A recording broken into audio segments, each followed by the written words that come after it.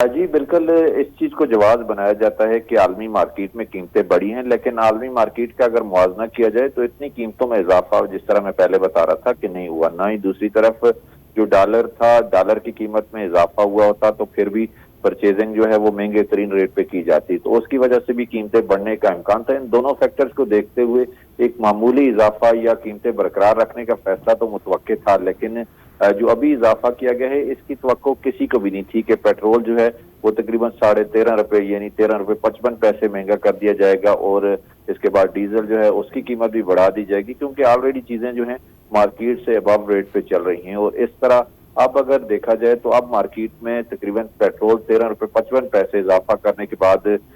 जिस तरह पहले इन्होंने कमी की थी मामूली, फिर उसके बाद अब दोबारा बड़ा इजाफा कर दिया है, तो महंगाई जो पहले से ही इतनी बढ़ चुकी थी और इसका हुकूमत कोई जवाब भी नहीं पेश कर पा रही थी, महंगाई कंट्रोल करने में भी जो इक़दामात थे वो भी नहीं हो पा रहे थे, और उस पर आम आदमी को रिलीफ अभी थोड़ी सी ये उम्मीद पैदा हुई थी कि गुज़श्ता जो 2 दफा थोड़ा थोड़ा कमी की गई थी तो ये कि महंगाई में कमी आएगी। लेकिन अब एक मरतबा फिर जाते जाते निगरान हुकूमत ने, क्योंकि अब इनके आखिरी चंद दिन हैं अगले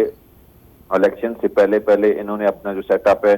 इनका कंप्लीट हो जाएगा, तो नेक्स्ट हुकूमत की अब जो फैसले है वो है नहीं है। अगली हुकूमत ने आना है, कैबिनेट की तश्कील हो रही है, इक़्तिदार मुंतकिल होना है। हम सब जानते हैं कि इस ओवरऑल सेटअप में भी तकरीबन महीना 1.5 महीना लग जाता है, तो मेरे ख्याल में ये कहना ठीक नहीं होगा कि निगरां हुकूमत जाते जाते ये फैसला करके जा रही है। अगर ऐसा ही होता तो we still have about 21 to 30 days.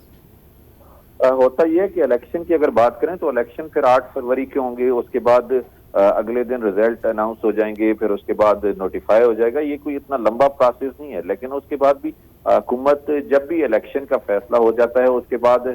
जो हुकूमत जिस पार्टी ने अक्सरियत हासिल करनी होती है उसने वो तैयारियां मुकम्मल कर ली होनी है और फिर उसके बाद फैसले जो हैं उन पे मुनसर कर रहे होते हैं। लेकिन अब जो निगरान हुकूमत, क्योंकि इलेक्शन से कबल इनका मैंडेट होता है और सारी चीजें इन्होंने प्रैक्टिकल शेप में जो है वो करनी होती हैं, तो फिलहाल यही तवक्को की जा रही थी कि कोई इतना बड़ा जो है वो इजाफा नहीं करेंगे, लेकिन फिर जाते लेकिन जाते यासिर, अभी हमने जो देखा भी है कि बिजली की कीमतों में भी नेपरा की जानिब से इजाफा किया गया है, तो डीजल की कीमतें यकीन तौर पर 15 दिन में चेंज होती ही हैं। सो क्या इसमें जो IMF वाला फैक्टर है, जो उनकी जानिब से कहा जाता है कि सब्सिडी को ख़त्म किया जाए, पेट्रोल और बिजली की कीमतों को बढ़ाया जाए, क्या ये उसको उस पैराहे में देखा जा सकता है? आप क्या समझते हैं इस हवाले से?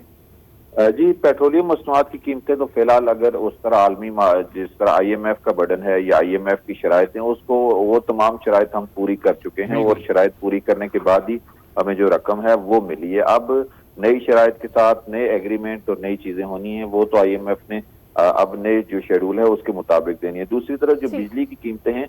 वो ऑलरेडी उन्होंने जिस तरह IMF के साथ जो एग्रीमेंट हुआ था फिर उसके बाद रकम रिलीज हुई थी, तो वो तमाम प्रैक्टिकल हम कर चुके हैं और अब जितनी भी चीजें हैं IMF के साथ तय होनी है वो अब नई हुकूमत आके इस खबर की तफसील दे रहे थे। हुकूमत ने पेट्रोलियम कीमतों में रद्दबदल का ऐलान किया है और इस तरह से पेट्रोल की कीमत पे ₹13.5 का इजाफा किया गया है।